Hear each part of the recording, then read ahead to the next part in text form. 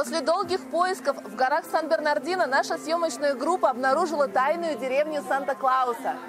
Ее жители поделились с нами секретами предстоящего Рождества.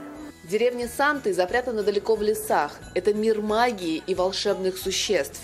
Эльф по имени Си-Джей со сложной фамилией Каффлбак жила в этих местах еще до того, как Санта основал деревню и переместил сюда магический Северный полюс. Си-Джей говорит, что полюс действительно волшебный. Каждый раз, когда она прикасается к нему, она вырастает на полсантиметра. Обладатель другого, очевидно более эффективного секрета высокого роста, капитан Великан, говорит, что 13 лет назад съел волшебную горошину и вырос до 2,5 метров.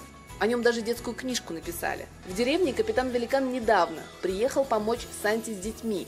Ехал издалека автобусом. В самолет с его ростом не пустили. Самый таинственный персонаж в деревне Санты – застенчивый пес Эрл, который не разговаривает, но прекрасно воет, если попросить. Иногда Эрл показывается и в своем истинном обличии. Его хозяин Билл говорит, что Эрл охраняет деревню по ночам. Он умен и проницателен.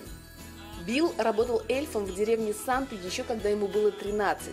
Для него встреча с Сантой – яркое воспоминание детства.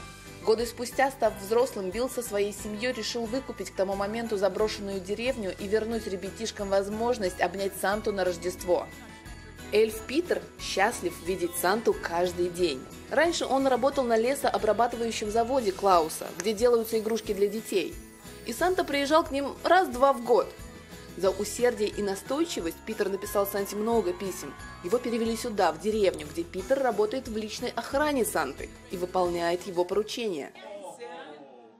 Привет, Санта. Я принес тебе горячий шоколад со сливками, прямо как ты любишь. Сам Санта притомился под конец рабочего дня. Сегодня он выслушал желания нескольких сотен ребятишек. Впрочем, у калифорнийского Санты есть коллеги по всему миру, ведь праздник должен быть у каждого ребенка. Я знаю, что в России есть свой Санта. Я не знаю, как его зовут. Но вам, дети, нужно послать письмо своему Санте. Напишите это письмо от своего сердца, расскажите ему, чего вы хотите, о чем вы мечтаете. Расскажите о них своим родителям, друзьям, потому что мечтами нужно делиться. В этом радость Рождества. Евгения Дило, «Настоящее время. Америка».